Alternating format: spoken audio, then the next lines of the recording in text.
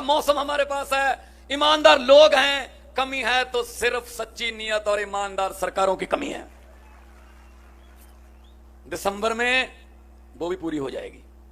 अब मुझे ये नहीं पता कि आपके अच्छे दिन आए हैं या ना, लेकिन मुझे ये पता है अच्छे दिन पता नहीं आएंगे या नहीं आएंगे, दिसंबर के बाद केजरीवाल जी वाले सच्चे दिन जरूर आने वाले हैं। स्कूल में बच्चा जब दाखिल कराते हैं सबसे पहले फीस की चिंता होती है। इन्होंने क्या किया, इन्होंने दोनों ने मिलकर, बीजेपी कांग्रेस ने, इन्होंने सरकारी जिस भी चीज के सामने सरकारी लगता है वो खत्म कर दी और प्राइवेट वालों को एक मार्केट बना के दे दी। सरकारी स्कूल खत्म कर दिए और प्राइवेट स्कूल वालों को कहा देखो हमने सरकारी स्कूलों में पढ़ाई बेकार कर दी, बेड़ा गर्क कर दिया सरकारी स्कूलों का, अब कोई नहीं वहां पढ़ाएगा, मजबूरन प्राइवेट में पढ़ाना पड़ेगा, तुम स्कूल बना लो, हमारा हिस्सा बताओ कितना है।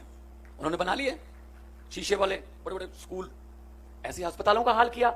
फिर प्राइवेट वालों को कहा देखो अस्पताल हमने बिल्कुल बेकार कर दिए, सरकारी अस्पताल में कोई नहीं जाता इलाज कराने के लिए, लोगों को मजबूरन आपके हॉस्पिटल में आना पड़ेगा, प्राइवेट खोल लो, हमारा हिस्सा बताओ कितना है। सरकारी बसें, सब सरकारी सड़कें। मैं आया अभी जब रास्ते में तो मैंने कहा जी आपने कहा था सड़क जाती है उधर को, सड़क में गड्ढे देखे थे, गड्ढों में सड़क पहली बार देखी है।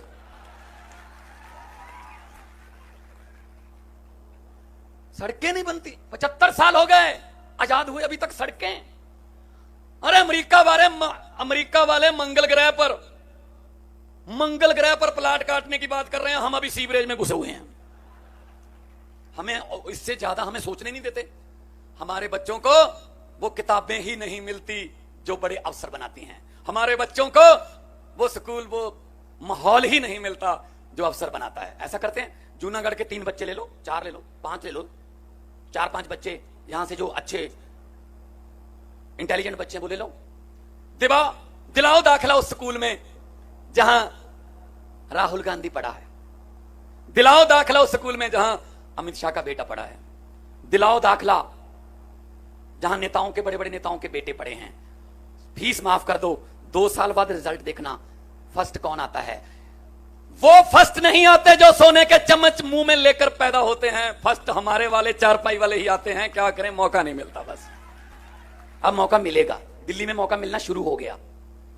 दिल्ली में मैंने स्कूल देखे, जब मैं नया मैं भी जीत के आया 14 में पार्लियामेंट जीत के आया मैं संगरूर से, पंजाब से, तो मुझे दिल्ली के स्कूल देखने का मौका मिला। रोंगटे खड़े करने वाली जो सच्ची घटना मैं सुना रहा हूं। दिल्ली के स्कूल में एक कलेक्टर का बेटा, एक जज का बेटा और एक झुग्गी झोपड़ी वाले रिक्शे वाले का बेटा एक ही बेंच पर बैठे एक ही किताब पढ़ रहे थे। ये केजरीवाल ही कर सकता है, वरना इनके स्कूल अलग, हमारे गरीबों के स्कूल अलग, इनकी किताबें अलग, हमारी किताबें अलग। ये जानबूझकर हमें पढ़ाना नहीं चाहते। इनको पता है अगर गरीब का बच्चा पढ़ गया, शिक्षित हो गया, वो बड़ा अफसर बन जाएगा, वो अफसर बन गया तो घर की गरीबी दूर कर देगा, और अगर गरीबी दूर हो गई तो फिर नेताओं के महलों के सामने, इनकी कोठियों के सामने सुबह सुबह हाथ जोड़कर, हाथ में अर्जी लेकर फिर लाइन लगाकर कौन खड़ा होगा जी। इसलिए ये हमारे बच्चों को पढ़ने नहीं देते, जानबूझकर इनको धर्म जाति इधर इधर रखो बस। सो आप पवित्र धरती के लोग हो। पंजाब से मैं आया हूं, 6 महीने पहले सरकार बनी है। हमने जो वादे किए थे, गारंटियां ली थी, हमने शुरू कर दी हैं।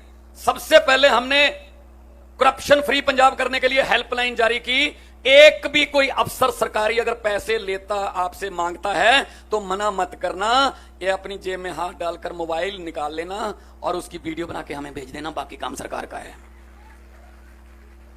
पंजाब में सरकारी अफसरों जो हैं वो अब पता कर रहे हैं कि हमारा वेतन कितना है, क्योंकि पहले तो वेतन लेते नहीं थे, ऊपर से चलता था काम।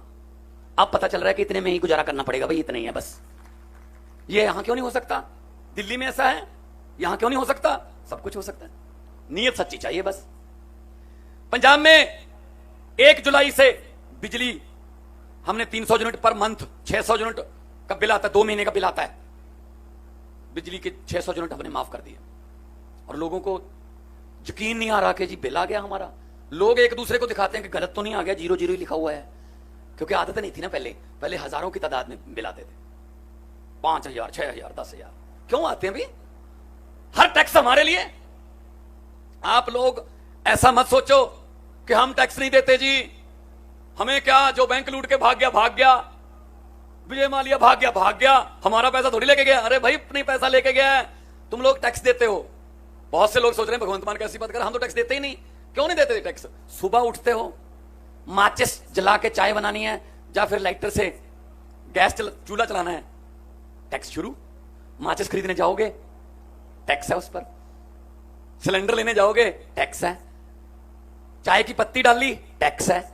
उसमें चीनी डाली, टैक्स है। दूध डाला, टैक्स है। उसके बाद मोबाइल फोन किया किसी को, टैक्स है। मोटरसाइकिल स्टार्ट किया, पेट्रोल डीजल, टैक्स है।